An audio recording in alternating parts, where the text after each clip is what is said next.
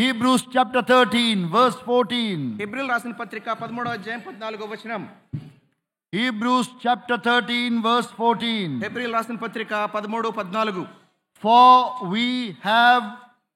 For here have we no continuing city, but we seek one to come. So there we have our hope. అక్కడ మనకు నిరీక్షణ అంటూ ఉంది. Here have we no continuing city, ఇక్కడ స్థిరమైనటువంటి పట్టణం మనకి ఇక్కడ లేదు. but we seek one to come. ఒకటి రాబోతున్నటువంటి పట్టణం కోసం ఎదురు The చూస్తున్నాం. Christian church to some extent have misled the people saying that our hope is in heaven. కొంతమంది ఈ విషయాల గురించి తప్పువ పట్టించారు. ఏమిటంటే మన నిత్య నివాసం పరలోకంలో ఉంటుందని అంటూ But it is more than that, greater than that. అయితే అసలైన విషయానికి వస్తే అది దానికంటే ఎక్కువగానే ఉంది. We look for the city that is coming. రాబోతున్నటువంటి ఆ పట్టణాన్ని కొరకు ఎదురు చూస్తున్నాం. God has prepared us that city. దేవుడు మన కొరకు ఆ పట్టణాన్ని సిద్ధపరిచారు. It is heavenly Jerusalem. అది పరలోకపు యెరూషలేము. We were studying the gates of Jerusalem యెరూషలేము ఈ పట్టణం యొక్క గుమ్మాల గురించి మనం ధ్యానిస్తూ వచ్చాం. in Nehemiah chapter 3. నెహెమ్యా గ్రంథం 3వ అధ్యాయంలో ఆ వచనాలు చూస్తూ వచ్చాం. We started with sheep gate, మనం గొర్రెల గుమ్మం దగ్గర నుంచి ప్రారంభించాం. which speaks to us of our own salvation ఇది మన స్వంత రక్షణ నిమిత్తమై మాట్లాడుతూ వచ్చింది. through the shed blood of the Lamb of God. గొర్రె పిల్ల యొక్క చిందించబడినటువంటి గొర్రె పిల్ల రక్తం గురించి. Then the second gate was the fish gate. రెండవది మత్స్యపు ద్వారము.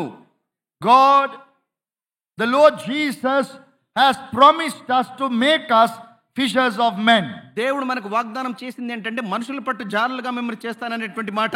That is the original call to discipleship. శిష్యులకు అసలైనటువంటి పిలుపు, మొట్టమొదటి ఇచ్చినటువంటి పిలుపు అదే. Are you a disciple of the Lord Jesus? నువ్వు యేసుక్రీస్తు ప్రభుల వారి యొక్క శిష్యునివా? This is the calling. అయితే నీకున్నటువంటి పిలుపు ఇదే. To go out and to cast the net of the gospel so that people would be saved. నువ్వు బయటకు వెళ్ళాలి, సువార్త అనేటువంటి వలను విసరాలి, ప్రజలను దేవుని కొరకు సంపాదించాలి. The third one is the old gate. మూడవది పాత గుమ్మము.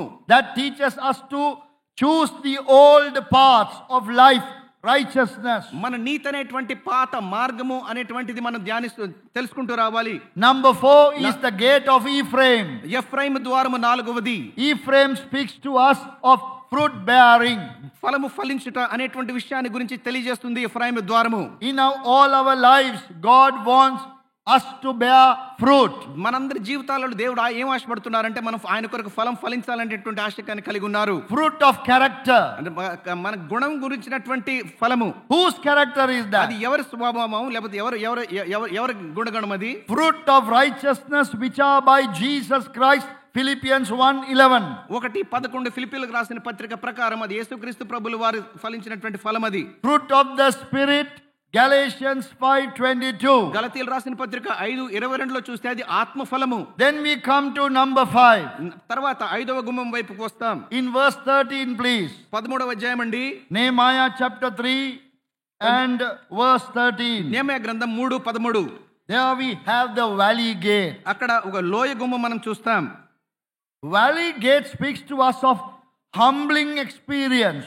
ఈ లోయ గుమ్మం ఏమో దేని సాదృశ్యంగా ఉందంటే తగ్గింపునకు, మన తగ్గింపు జీవితం మనకు సాదృశ్యంగా ఉంది. And trials in Christian life. క్రైస్తవ జీవితంలో వచ్చేటువంటి ఈ ట్రయల్స్ గురించినటువంటి విషయాలు మనం చూస్తాం. We are all called to go through trials in our Christian life. మన జీవితాలలో మన పరిశోధన పరీక్షల ద్వారా వెళ్ళవలసిన వారంగా ఉన్నాం. Please remember that. ఈ విషయాన్ని దయచేసి జ్ఞాపకం పెట్టుకోండి.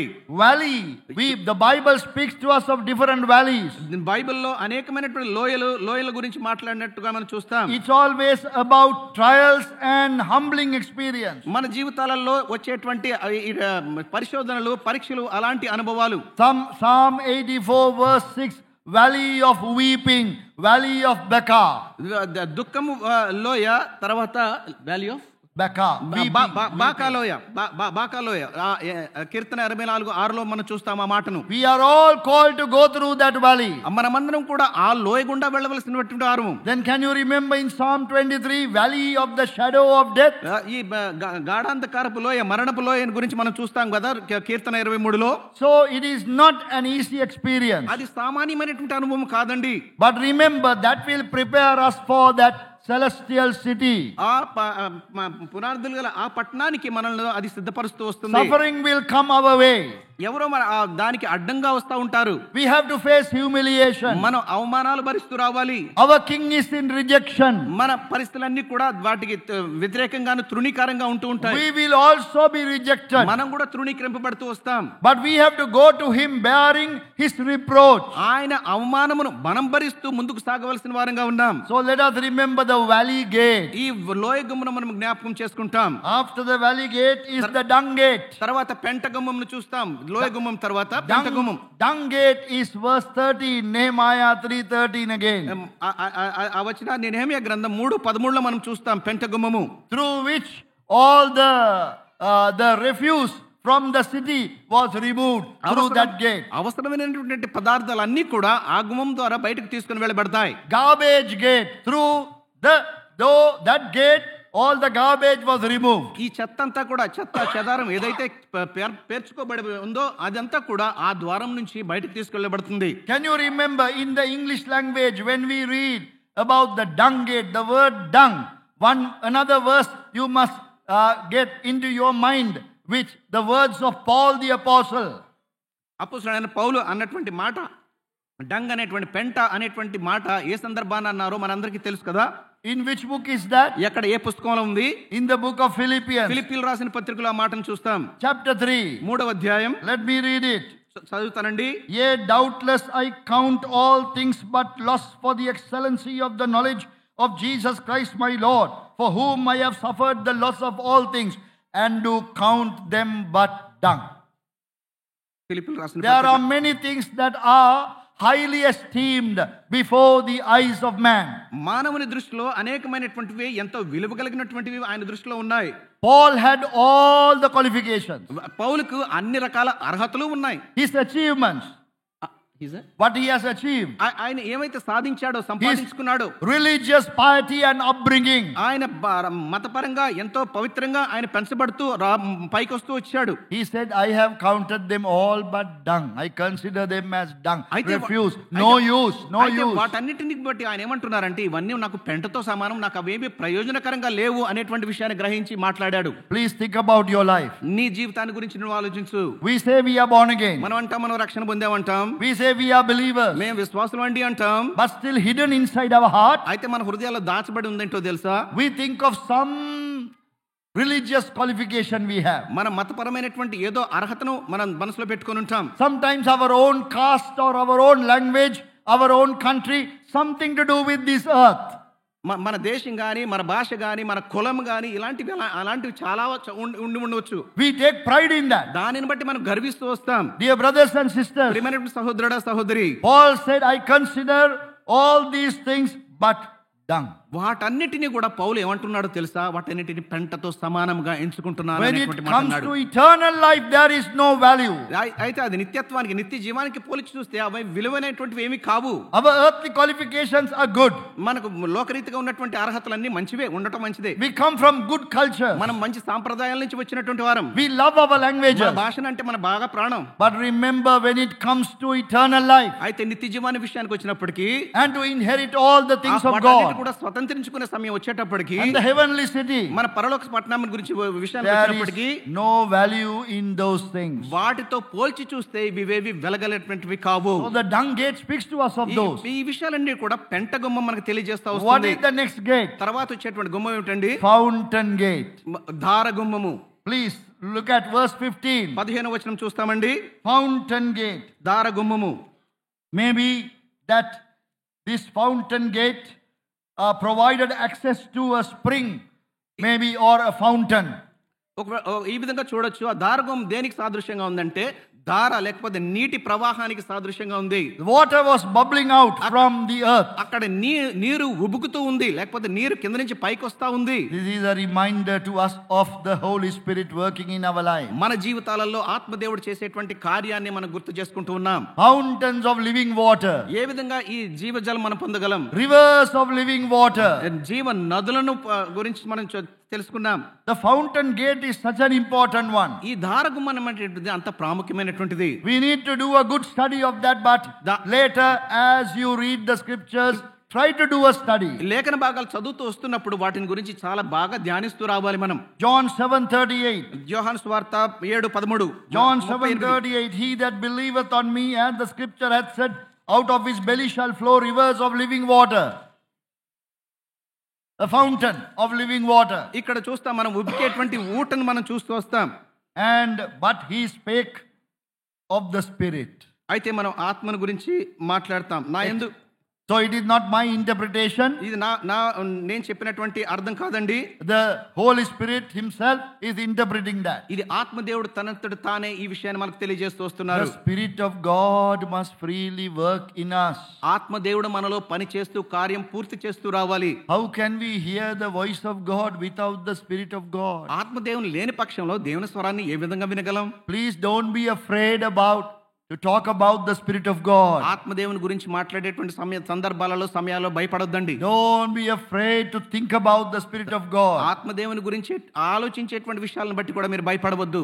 I think many of us have at least some of us have read many books written or the messages of Brother Buxing. అనేక మంది ఇక్కడ కూర్చున్నటువంటి వారిలో కొంతమంది గాని బక్సింగ్ గారు రాసినటువంటి పుస్తకాలు చదివి ఉండవచ్చు. They are usually very small books. అవన్నీ సాధారణంగా చూస్తే చాలా చిన్న పుస్తకాలు.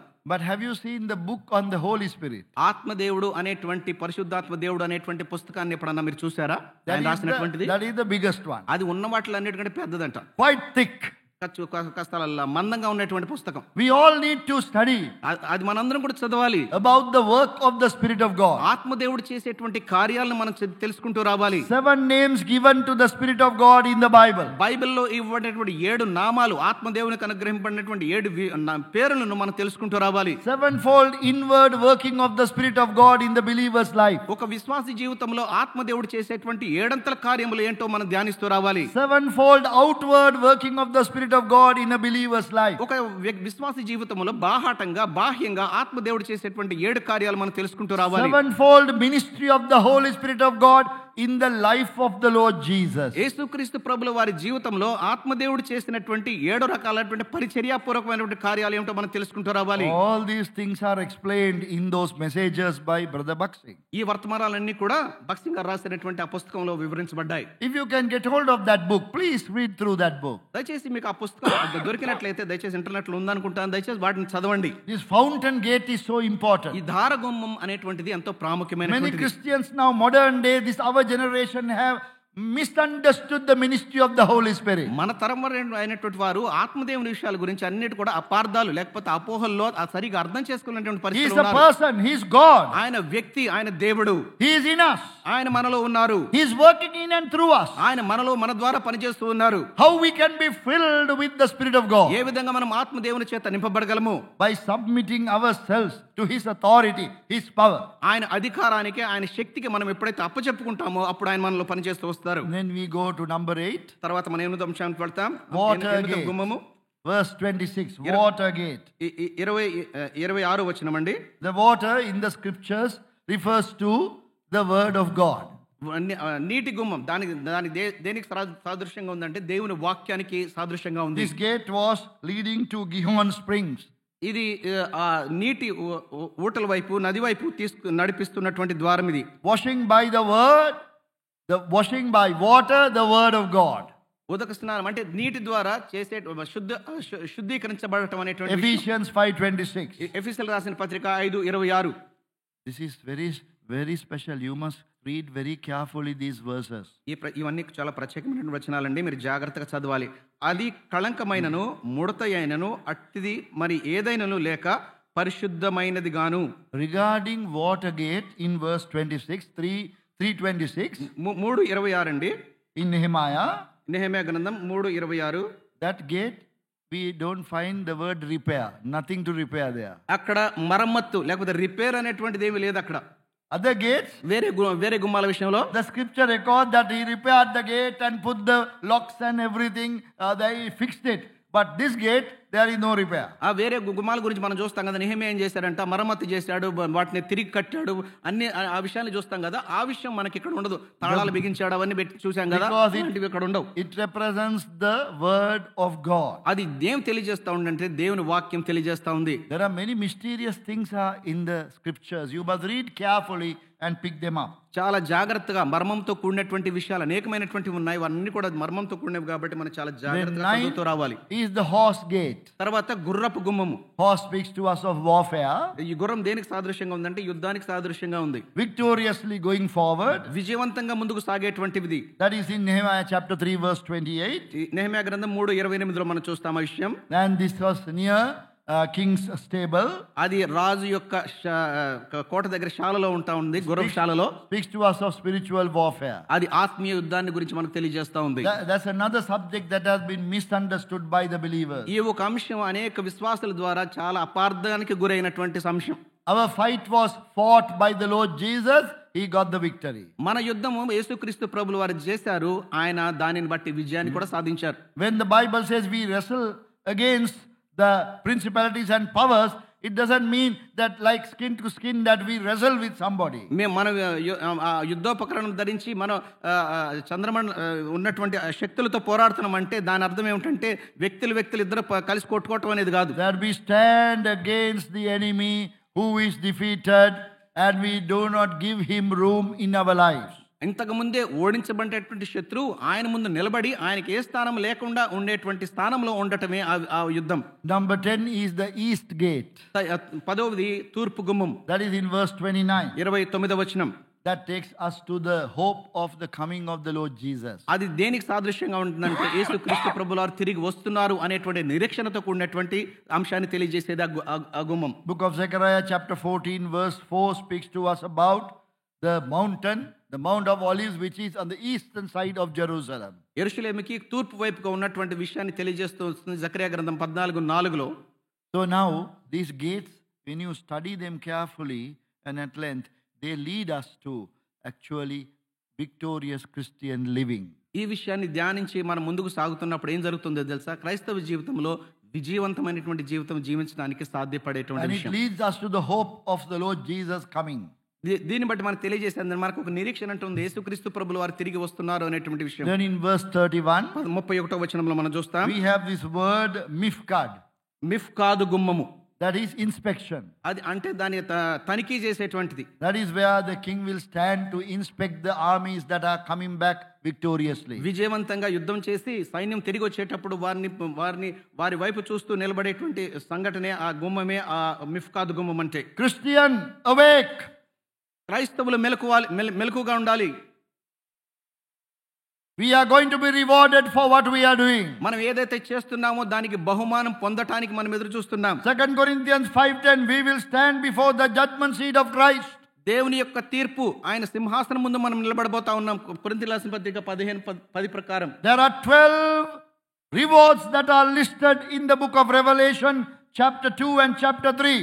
2-3 ప్రకటన గ్రంథంలో మనకు 12 రకాలైనటువంటి బహుమానాలు మనం పొందనై ఉన్నాం. It was good that we were presenting medals today here. ఈరోజు చక్కగా మెడల్స్ అంటూ అందుకున్నారు పిల్లలు, చాలా చక్కగా ఉంది చూడటానికి. This is little unusual. అది అసాధారణంగా We జరిగేటువంటి. don't do such things very often. సహజంగా మన సహవాసాల సంఘాలు అలాంటి ఎప్పుడు చూడడం But మనం. that reminded me of one thing.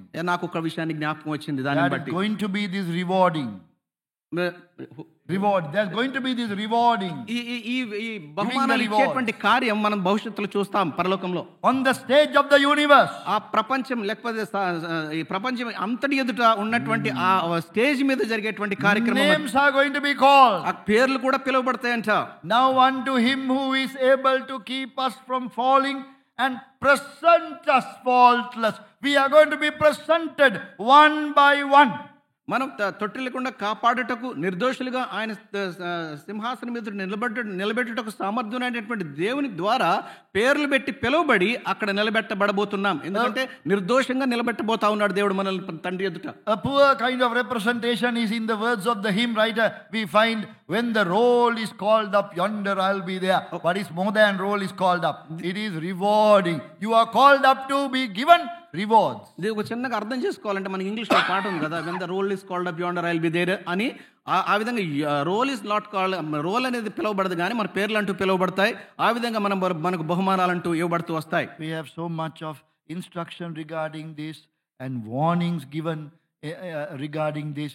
We need to consider these things, dear brothers and sisters. ప్రియమైనటువంటి వారులారా, వీటన్నిటి గురించి మనం తెలుసుకోవాలి, వాటన్నిటి గురించి మనం ధ్యానించాలి. ఎందుకంటే దానికి తగు బహుమానాలు మనం పొందబోతా ఉన్నాం గనుక ఈ విషయాలన్నిటి కూడా మనం ధ్యానిస్తూ రావాలి. In Nehemiah 12:39 we have the prison gate. Nehemiah గ్రంథం 12:39లో మనం చూస్తాం ప్రిజన్ గేట్ లేక చెరసాల గుమ్మం అనేది ఒకటి చూస్తాం.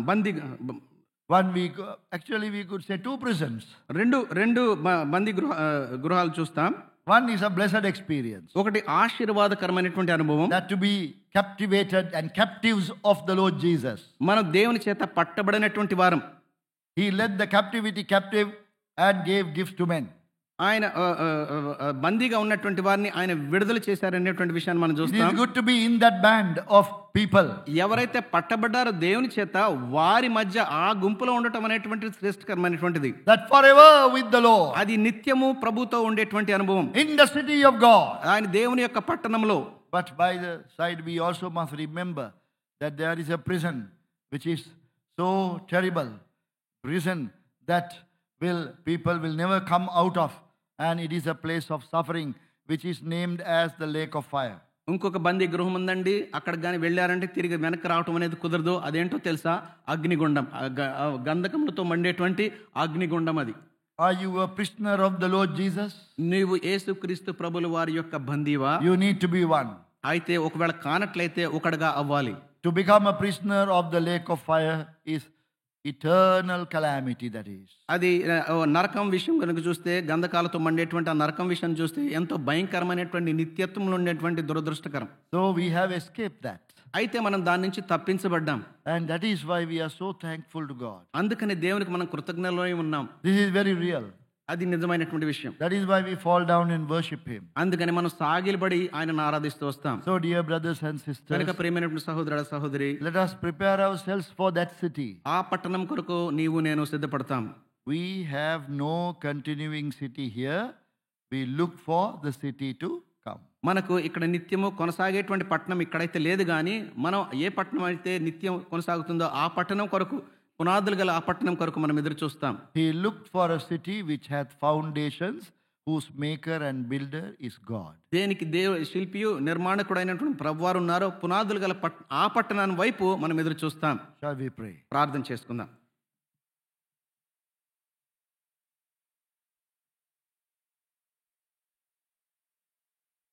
O God, we give our lives over to Thee. ప్రియమైనటువంటి తండ్రి, మా జీవితాలను మీకు సమర్పిస్తున్నాం.